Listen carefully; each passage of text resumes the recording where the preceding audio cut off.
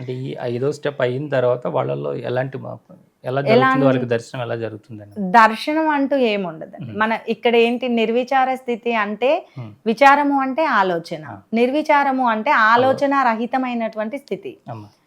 అసలు ధ్యానం అంటేనేంటండి, ఏం చెయ్యకపోవటమే ధ్యానం. ఇక్కడ ఫిజికల్గా కానీ మెంటల్గా కానీ ఎలాంటి వర్క్ చేయకూడదు. ఇక్కడ మనం ఉన్నాము, వర్క్ చేస్తున్నామా, మాట్లాడుతున్నాము, ధ్యానంలో కూర్చున్నాం అనుకోండి, నిశ్శబ్దంగా ఇలా కూర్చున్నా కూడా ఫిజికల్గా నిశ్శబ్దంగా ఉంటాము, కానీ మెంటల్గా ఆలోచనలు వస్తూనే ఉంటాయి. మన బ్రెయిన్ వర్క్ చేస్తూనే ఉంటుంది. అంటే మన శరీరంలో ఏది వర్క్ చేయకుండా ఉండటం, నిశ్శబ్దంగా ఉండటం, అదే ధ్యానం. సో ఆ ధ్యాన స్థితిలోకి వెళ్ళిపోతాం అన్నమాట అందరం కూడా. మెడిటేషన్లో కూర్చున్నప్పుడు బాడీయే కాదు, మైండ్ కూడా వర్క్ చేయదు, కంప్లీట్ నిశ్శబ్దంగా ఉంటుంది, పంచేంద్రియాలు పని చేయవు. ఆ కాసేపు మనం డీప్ మెడిటేషన్లోకి వెళ్ళిపోయాం అనుకోండి, అంటే ధ్యానంలో లోతుల్లోకి వెళ్ళిపోతుంటే, ఇందాక మీకు చెప్పాం కదా, అది నిశ్శబ్దం అయిపోయింది, కళ్ళు మూసుకున్నాను, ఆటోమేటిక్గా కళ్ళు మూతలు పడిపోయినాయి. ఆ నిశ్శబ్దమైన స్థితిలో మన పంచేంద్రియాలు ఏమీ పనిచేయవు. మన పూర్వీకులు కొన్ని పాత సినిమాలలో చూస్తుంటాం మనం, ధ్యానం చేస్తూ ఉంటారు, వాళ్ళ చుట్టూ పుట్టలు పెరిగిపోతుంటాయి. నాకు ఒక క్వశ్చన్ ఉండేది చిన్నప్పుడు, వీళ్ళకి స్పర్శ తెలియకుండా ఉన్నారు. ఆ స్పర్శ అని కాదు, వీళ్ళు వాష్రూమ్కి వెళ్ళరా, దాహం వేయదా, ఆకలి వేయదా, వీళ్ళకి ఇంత పుట్టలు పెరుగుతుంటే కూడా భయం వేయదా, స్పర్శ అనే జ్ఞానం లేదు నాకు అప్పుడు, వీళ్ళకి ఇంకా భయం వేయదా అని అనిపించేది నాకు. నేను సాజిలోకి వచ్చిన తర్వాత నాకు అర్థమైంది ఏంటి అంటే, మనం ధ్యానంలో కూర్చున్నప్పుడు మనకి వాష్రూమ్కి వెళ్ళాలన్నా, ఇవన్నీ చూసుకునేది ఏంటి, యూరిన్ పాస్ చేయాలన్నా, మోషన్కి వెళ్ళాలన్నా మనకి శ్రీ గణేశుడు చూసుకుంటాడు. మూలాధార చక్రం అని ఉంటుంది మన వెన్నుపూస చివరి భాగంలో, అక్కడ శ్రీ గణేశుడు ఉంటాడు. ఆయన వాటన్నింటినీ నిలిపివేస్తాడట. అందువల్ల మనం ఎంతసేపు కూర్చున్నా మనకి ఇంకా వాష్రూమ్కి వెళ్ళాల్సిన అవసరం రాదు. సో అలాగే పంచేంద్రియాలు, ఇంద్రుడు ఉన్నాడు, ఇంద్రుడు ఆధీనంలో పంచేంద్రియాలన్నీ పనిచేస్తూ ఉంటాయి. ఆ ఇంద్రుడు ఏం చేస్తాడంటే ఇంద్రియాలన్నింటినీ కూడా ఆపేస్తాడు.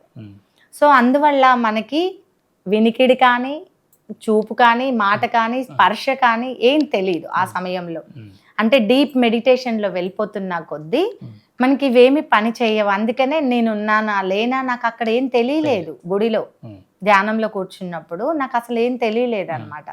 సో నాకు ఎప్పటి నుంచో, చిన్నప్పటి నుంచి వస్తున్నటువంటి సినిమాలు చూస్తున్నప్పుడు ఇవన్నీ అనిపించేవి. సో ఆ క్వశ్చన్స్ అన్నింటికీ కూడా నాకు శ్రీమాతిజీ ఆన్సర్ ఈ విధంగా ఇచ్చేశారు. సో ఈ విధంగా 20 ఏళ్ల నుంచి నేను కంటిన్యూగా చేస్తూనే ఉన్నాను. మా ఇంట్లో పిల్లలు చేస్తారు, మా వారికి కూడా చాలా ఇష్టం, తను చేస్తారు. ప్రాబ్లమ్స్ రావని చెప్పట్లేదండి, వస్తాయి. ఇక్కడ కర్మ ఉంది కదా, మనం చేసుకున్నాం, గత జన్మలో ఎప్పుడో చేసుకున్న కర్మలు ఉన్నాయి. సో ఆ కర్మల వల్ల మనకి ప్రాబ్లమ్స్ వస్తాయి.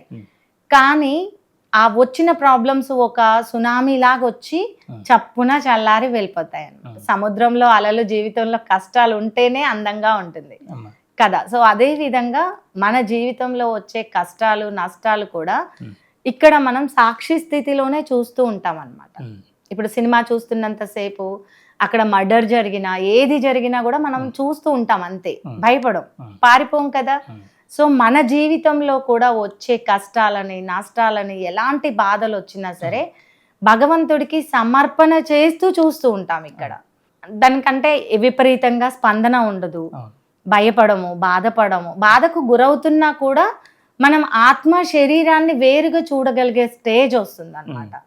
ఇప్పుడు నేను ఈ ఆత్మ అని చెప్పుకున్నానండి, ఈ ఆత్మ అయితే మరి ఇదేంటి కదా. అంటే శరీరాన్ని, ఆత్మని డివైడ్ చేసేస్తాం ఇక్కడ. డివైన్ అనేది డివైడ్ చేసేస్తుంది. ఆ ఎప్పుడైతే ఆత్మ శరీరం వేరుగా అయిపోతుందో ఆ క్షణం నుంచి ఎలాంటి ప్రాబ్లమ్స్ వచ్చినా సరే సాక్షి స్థితిలోనే వెళ్ళిపోతాం. బాధ అనేది విపరీతంగా ఉండదండి. ఒకప్పుడు నేను ఏదైనా ప్రాబ్లం వస్తే నెలల తరబడి ఏడ్చేదాన్ని, దాన్నే తలుచుకుంటూ తలుచుకుంటూ ఏడ్చి బాగా ఉండేదాన్ని.